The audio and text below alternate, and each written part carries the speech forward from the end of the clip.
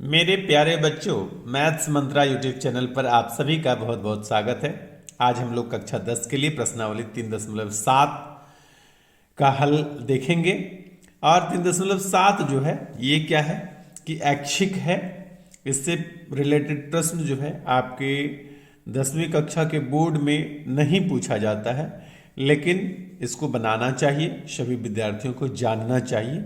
ये advance level के math है, यानी कि उसी में से थोड़ा सा उच्च कोटि की ये सवाल यहाँ पर दिए हुए हैं।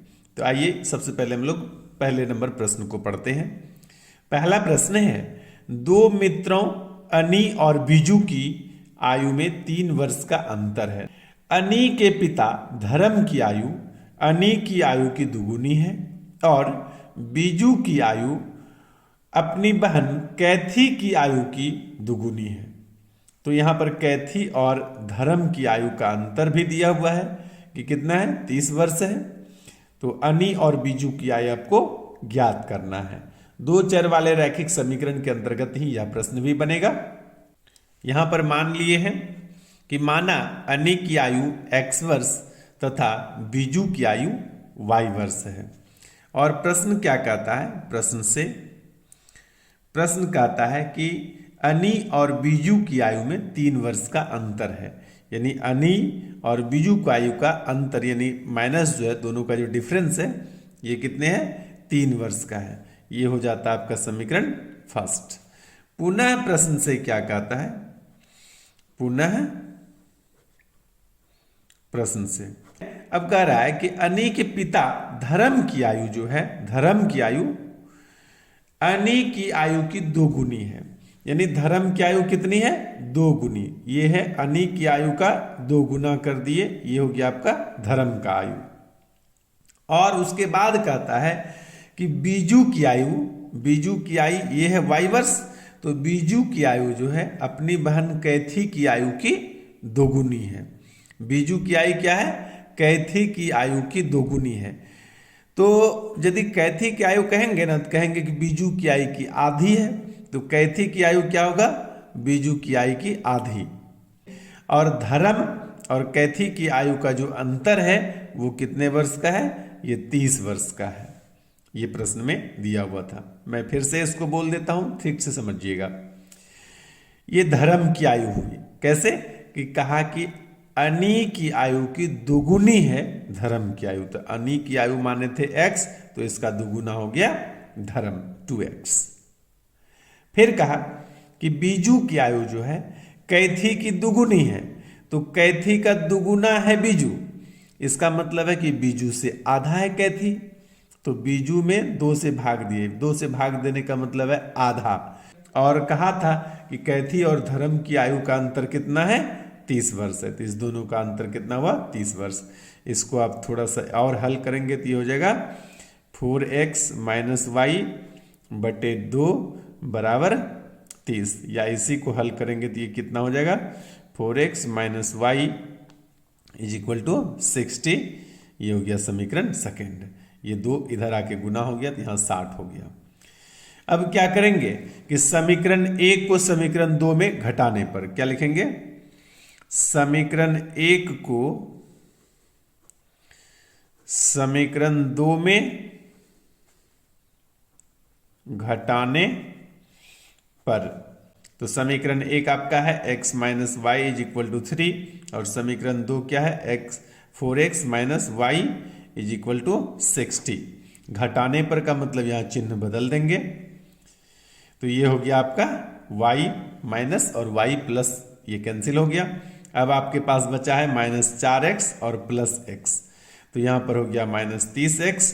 और यहां पर आपका क्या हो गया कि 3 प्लस है और 60 माइनस है, तो यहां पर हो जाएगा -57।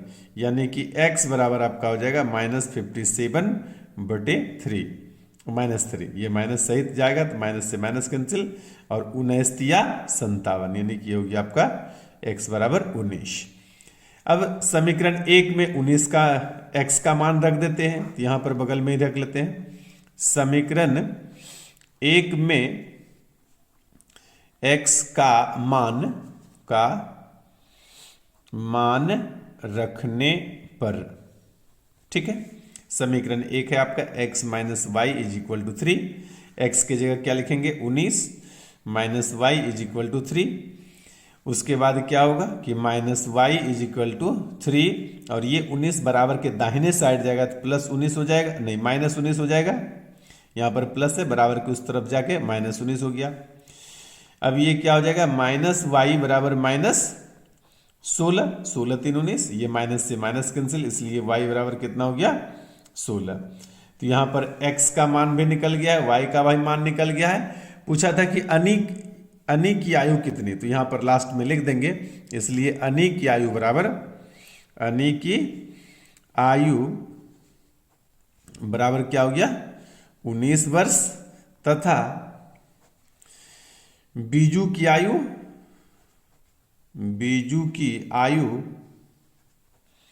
कितना हो जाएगा 16 वर्ष। यही हो गया आपका आंसर। आइए चलते हैं दूसरे प्रश्न की ओर। दूसरा प्रश्न कहता है कि एक मित्र दूसरे से कहता है कि यदि मुझे 100 दे दो मैं आपसे 2 गुना धनी बन जाऊंगा। तो दूसरा उत्तर देता है कि यदि आप मुझे 10 दे दें तो मैं आपसे 6 गुना धनी बन जाऊंगा। तो बताइए उनकी क्रमशः क्या संपत्तियां है। तो 2 मित्र है, हम मान लेंगे कि पहला मित्र और दूसरा मित्र। पहले मित्र के पास संपत्ति जो है कि x है और दूसरे मित्र के पास संपत्ति कितनी हो जाएगी y, यही मान लेते हैं। माना पहले मित्र की संपत्ति x रुपया तथा दूसरे मित्र की संपत्ति y रुपया है। तो प्रश्न में कहता है कि यदि मुझे 100 दे दो। कौन कहता है? पहला मित्र कहता है कि यदि मुझे 100 दे दो। तो जैसे इसके पास x रुपया है पहले मित्र के पास और दूसरे मित्र के पास कितना है y रुपया है। तो पहला मित्र कहता है कि मुझे 100 दे दो। तो इसके पास जितना है उसमें 100 रुपया की कमी आ जाएगी और इसके पास जितना है उतना क्या हो जाएगा 100 की वृद्धि हो जाएगी। इसके रुपया में 100 बढ़ जाएगा और इसके रुपया में क्या होगा 100 घट जाएगा। ऐसा करने पर क्या हो जाता है तो मैं आपसे 2 गुना धनी हो जाऊंगा। जैसे ये क्या हुआ इसको पैसा दिया है तो ये 2 गुना धनी हो गया है। ठीक है, ये यदि 2000 होगा तो ये 1000 होगा, ये 2 रुपया होगा तो ये 1 रुपया हो गया, ये 2 गुना धनी हो गया है ऐसा करने से। तो बराबर यदि करने का मन होगा तो ये वाला कम है, ठीक ना, तो जो कम है उसमें 2 से गुना कर देंगे।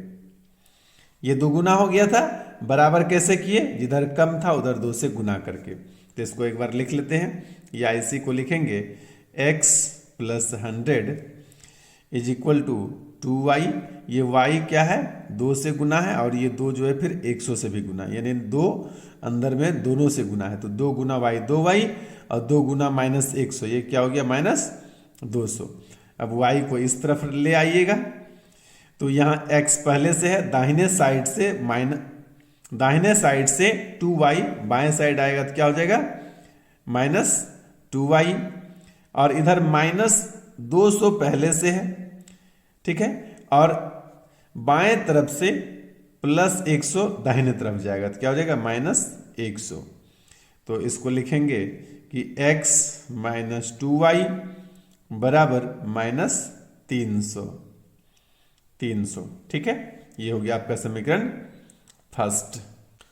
अब पुनः प्रश्न से, अब दूसरा मित्र क्या कहता है कि यदि आप मुझे 10 दे दो। ये पहले मित्र की संपत्ति है, ये दूसरे मित्र की संपत्ति है। तो ये दूसरा मित्र अब बोल रहा है, पहले से कहता है कि आप मुझे 10 दे दो। तो ये 10 देगा तो इसमें 10 रुपया कम हो जाएगा, तो इसके पास क्या हो जाएगा, ये 10 लेगा तो इसके पास 10 रुपया अधिक हो गया।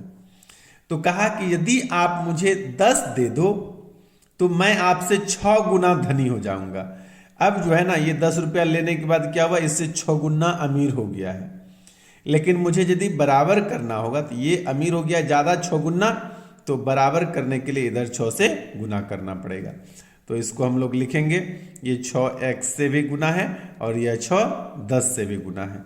यहाँ पर लिखेंगे 6 गुना x 6x और माइनस 10 गुना 6, तो ये हो जाएगा माइनस 60 बराबर हो गया y प्लस 10।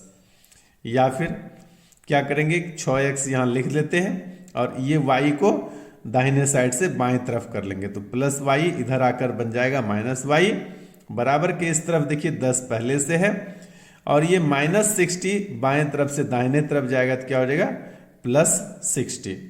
इस दोनों को जोड़ेंगे तो कितना हो जाएगा 70। तो ये हो गया आपका समीकरण 1। क्या लिखेंगे, समीकरण 1 नहीं, समीकरण सेकेंड, इतना बराबर 70, ये हो गया समीकरण सेकेंड। तो क्या करेंगे कि समीकरण सेकेंड में यदि 2 से गुना कर देंगे तो y पक्ष हमारा क्या होगा कि y चर जो है ये बराबर हो जाएगा। तो लिखेंगे यहां पर समीकरण 1 को समीकरण 2 गुना 2 कर क्या करने पर, घटाने पर, कर घटाने पर, ये जोड़ने पर नहीं, घटाने पर, घटाने पर। तो समीकरण 1 था हमारा x minus 2y is equal to -300। समीकरण 2 में 2 से गुना कर रहे हैं तो ये हो जाएगा 12x minus 2y is equal to 70। घटाने पर लिखे हैं तो चिन्ह बदलना पड़ेगा, चिन्ह बदल देते हैं। तो ये 2y और 2y कैंसिल हो गया है, ये माइनस में 12 है और प्लस में 1 है, ये हो गया माइनस में 11x और यहां पर हो जाएगा आपका 370 यानी x बराबर कितना हो जाएगा आपका, x बराबर हो जाएगा 370 और बटे आपका 11, यहां माइनस भी होगा। यहां पर थोड़ा मिस्टेक हो गया है, क्या हुआ है कि 70 गुना 2 करना था, 70 गुना 2 नहीं हो पाया तो यहां पर कर लेते हैं, ये हो जाएगा 140। अब 140 जोड़ेंगे 300 में से तो ये हो जाएगा आपका 440। तो यहां पर हो जाएगा माइनस, इसको फिर से मैं काट कर लिख देता हूं, ये हो जाएगा -440 बटे -11। तो ये माइनस से माइनस कैंसिल, 11 से 4 बार में 44 कैंसिल, यानी कि x बराबर कितना आया 40। ठीक है, अब क्या करेंगे कि x का मान किसी समीकरण में रख लेंगे, तो समीकरण 1 में ही रख लेते हैं। कहेंगे कि समीकरण 1 में x का मान रखने पर, समीकरण 1 है हमारा x minus 2y is equal to -300। तो x की जगह क्या लिखेंगे, x का मान लिखेंगे, तो x की जगह 40 लिख देते हैं, फिर -2y है तो लिख देते हैं -2y, फिर बराबर -300 है तो बराबर -300। फिर क्या है कि ये जो डिजिट है, अंक है, उसको अंक के साइड में लेते जाएंगे। तो बाएं साइड से दाहिने साइड ले जाएंगे तो क्या होगा, इधर -2y बच गया है, इधर है -300 और ये 40 जब उस तरफ जाएगा तो -40 हो जाएगा। फिर क्या होगा, फिर हो जाएगा आपका y बराबर 300 और 40, ये भी माइनस में, ये भी माइनस है तो ये हो जाएगा -340 और y गुना 2, तो ये -y जब बराबर के उस तरफ जाएगा तो गुना वाला बट्टे में हो जाता है, तो ये हो जाएगा -2, ये माइनस से माइनस कैंसिल और ये हो जाएगा 170, यानी y बराबर 170 और x बराबर 40। तो क्या निकालना था हमको, पहले मित्र की संपत्ति, यहां पर हम लिखेंगे कि पहले मित्र की संपत्ति, मित्र की संपत्ति कितना x था जो कि आया 40 रुपया, तथा दूसरे मित्र की संपत्ति, तथा दूसरे मित्र की संपत्ति, ये y रुपया था जो कि आया आपका 170 रुपया। तो ये हो गया आपका, ये हो गया आंसर। अब आइए चलते हैं तीसरे प्रश्न पर। यह है प्रश्न संख्या 3। यह प्रश्न मैंने कॉपी में इसलिए लिखा क्योंकि बुक में यह 2 साइड में है, पेज के इस तरफ भी और पेज के इस तरफ भी, इसलिए मैंने इसको कॉपी में लिख लिया है। तो प्रश्न क्या है, एक रेलगाड़ी कुछ दूरी समान चाल से तय करती है। एक रेलगाड़ी है और कुछ दूरी जो है एक समान चाल से तय करती है। यदि रेलगाड़ी 10 किलोमीटर प्रति घंटा अधिक तेज चलती होती तो उसे नियत समय से 2 घंटे कम लगता। आप ऐसे भी जानते हैं कि कोई दूरी, आप ये दूरी ए से बी तक हमने मान लिया कि ये दूरी है, ठीक है, ये दूरी है। तो ये दूरी जो है आप जितना चाल से चलते हैं, अभी मान लीजिए कि x किलोमीटर प्रति घंटा की चाल से आप चलते हैं, ठीक है, और आपको y घंटा समय लगता है, तो दूरी बराबर, आप लोग को मैंने सूत्र एक लिखकर पहले भी बताया था कि ये सूत्र हमेशा काम आएगा। दूरी बराबर क्या होता है? चाल गुना समय। इस सूत्र पर हम लोग पीछे भी सवाल बनाए हैं। यानी कि दूरी क्या हो जाएगा? तो दूरी हो जाएगा x गुना y। ये हो गया आपका दूरी। चाल गुना समय क्या होता है? दूरी होता है। आप जानते हैं कि तेजी से चलिएगा तो समय कम लगेगा, यदि आप स्पीड चलेंगे तो समय कम लगेगा, और धीरे धीरे चलेंगे तो ज्यादा समय लगेगा। तो यही प्रश्न, इस प्रश्न का यही मूल थीम है। कह रहा है कि यदि स्पीड से चलेंगे तो 2 घंटा कम से समय लगेगा यही दूरी तय करने में। यदि 10 किलोमीटर पहले से धीमा कर देते हैं चाल को तो आपको 3 घंटा क्या होता है? अधिक समय लगता है। इसको काट देते हैं, लिखेंगे माना कि रेलगाड़ी की चाल x किलोमीटर प्रति घंटा है तथा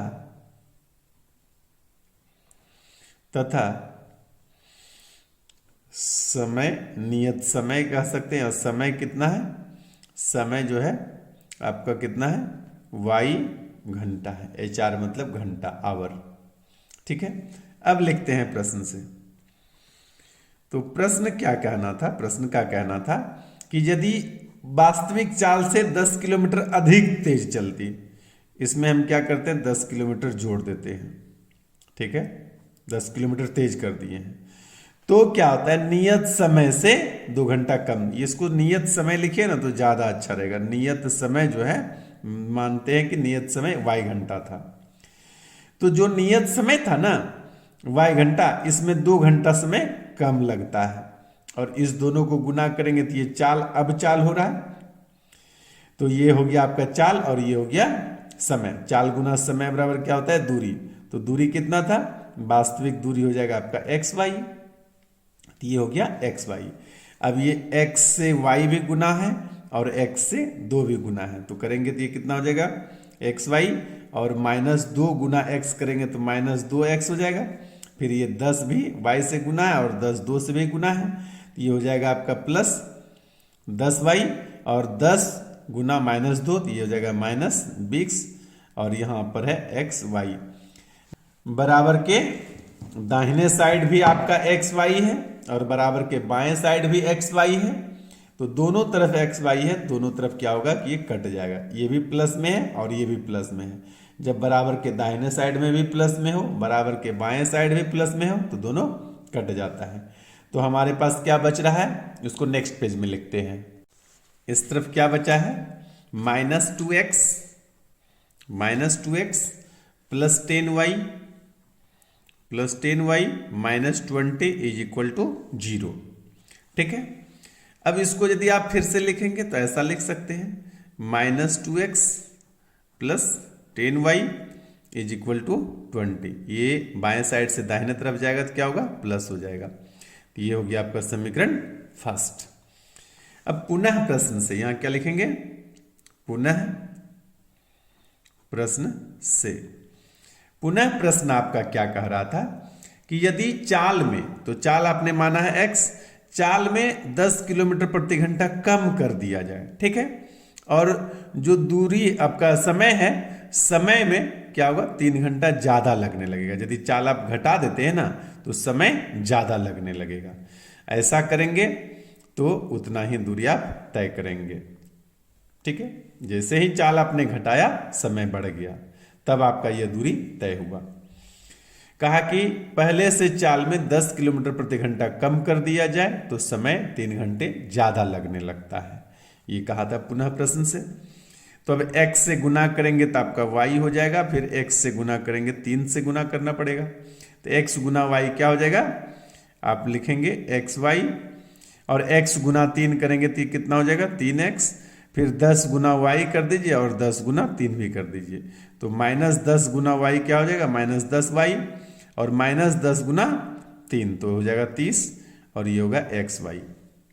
अब देखिए बराबर यहाँ पर है, बराबर के बाएं तरफ भी xy और बराबर के दाएं तरफ भी xy कैंसिल हो गया, तो यहाँ पर क्या बचा है, यहाँ पर बचा है 3x, यहाँ पर है -10y और यहाँ पर है -30, और उस तरफ कुछ नहीं 0। अब यहाँ पर लिखेंगे 3x -10y, और ये 30 जो है बराबर के बाएं साइड से दाएं साइड जाएगा तो +30 हो जाएगा, तो बराबर के दाहिने साइड लिखेंगे +30, ये हो गया समीकरण सेकेंड।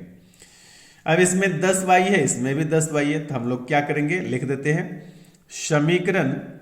समीकरण 1 को समीकरण 2 में जोड़ने पर, चूंकि चिन्ह पहले से 2 प्रकार का है तो लिख देंगे जोड़ने पर, ये -2x + 10y = 20, और ये हो जाएगा 3x - 10y +30 है, +30, तो घटाने जोड़ने पर लिखे हैं, तो ये 2x घट जाएगा 3x में से, यानी x हो गया, और ये दोनों मिलकर कितना हो गया 50, यानी कि चाल क्या है रेलगाड़ी की 50 km/h। यहीं पर निकाल लेते हैं, लिखेंगे समीकरण 1 में x का मान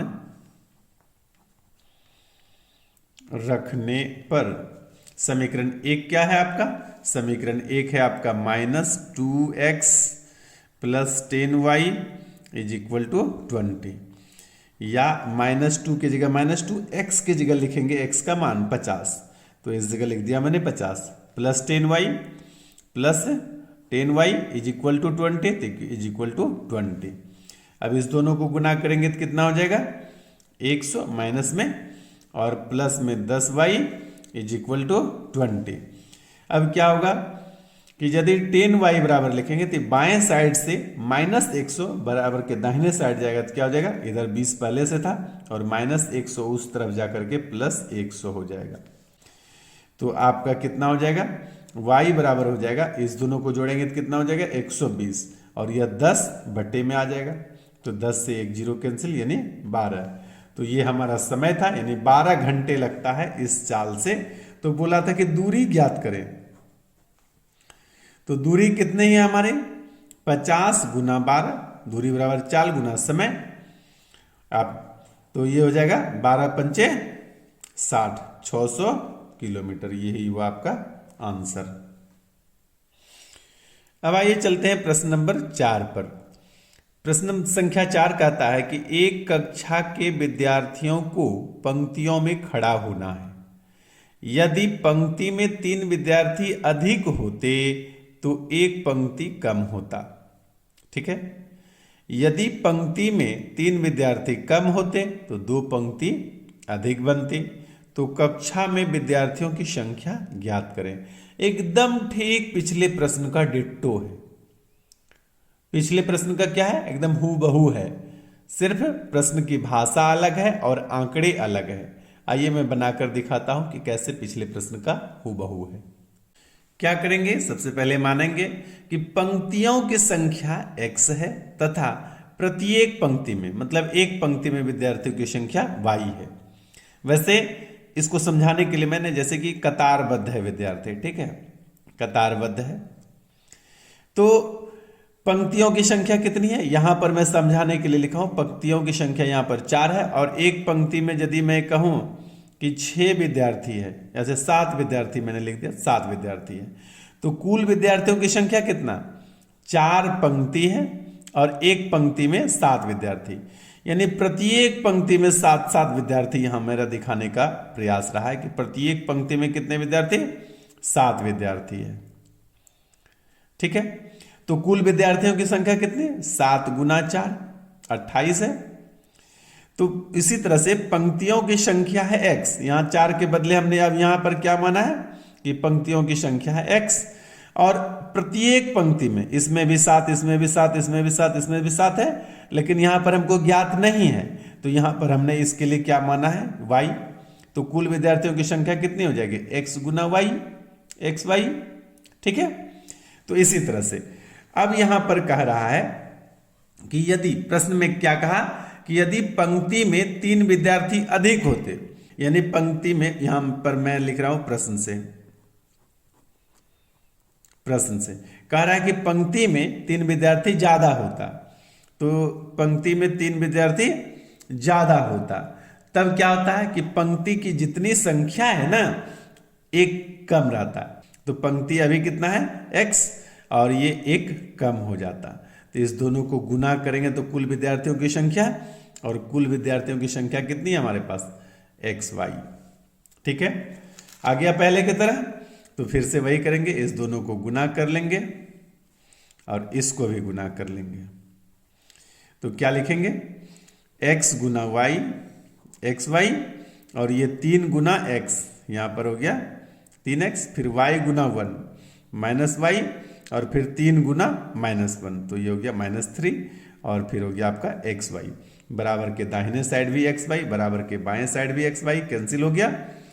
यहां पर बचा है 3x माइनस वाई, और इसको बराबर के दाहिने तरफ लेते जाइए, तो ये -3 बराबर के दाहिने साइड जाकर के बन जाएगा +3। ये हो गया समीकरण 1। पुनः प्रश्न क्या कहता है कि यदि पंक्ति में 3 विद्यार्थी कम होता, यदि क्या होता, पंक्ति में 3 विद्यार्थी कम होता, तब पंक्तियों की संख्या क्या होती, 2 पंक्ति अधिक बन जाता। तो पंक्ति कितना होता, ये पंक्ति बढ़ जाता 2 पीस, और टोटल विद्यार्थी जितना है, विद्यार्थी तो घटने बढ़ने वाला है नहीं, विद्यार्थी तो इतना ही है।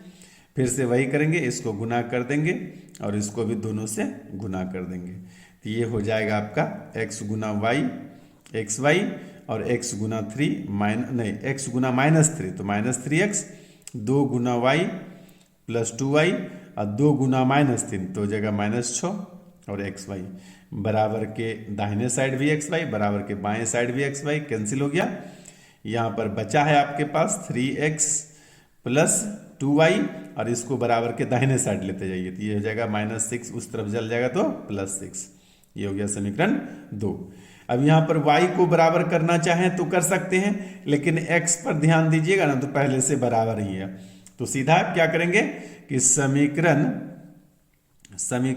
1 को समीकरण 2 में जोड़ने पर, यदि चिन्ह पहले से उल्टा पुल्टा रहे, यहाँ पर माइनस है, यहाँ पर प्लस है, चिन्ह उल्टा पुल्टा है, तो लिखेंगे जोड़ने पर। तो यहाँ पर क्या हो जाएगा, 3x माइनस वाई बराबर 3, और दूसरा समीकरण भी उतार लीजिए, -3x प्लस 2y बराबर 6, जोड़ने पर लिखें, ये कट गया, और 2y में से 1y घट जाएगा, तो यहाँ y हो गया, और 6 और 3 जुड़ जाएगा, तो कितना हो गया 9।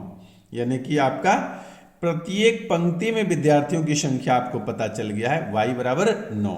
अब क्या करेंगे कि y का मान किसी समीकरण में रख लेते हैं, तो लिखेंगे यहाँ पर समीकरण 1 में y का मान रखने पर। ठीक है, समीकरण 1 आपका क्या है, समीकरण 1 है 3x minus y is equal to 3, तो यहाँ पर हो जाएगा 3x बराबर 3, और ये y को दाहिने तरफ कर लेंगे तो प्लस y हो जाएगा, और फिर से यदि x बराबर हम कहेंगे 3 प्लस वाई बटे 3, तो यहाँ हो जाएगा 3, और y का मान कितना है +9 बटे 3, यानी कि इसको 9 3 12 बटे 3, ये कितना हो जाएगा 4, यानी पंक्तियों की संख्या कितनी है 4। तो यहाँ पर लिख देंगे, इसलिए पंक्तियों की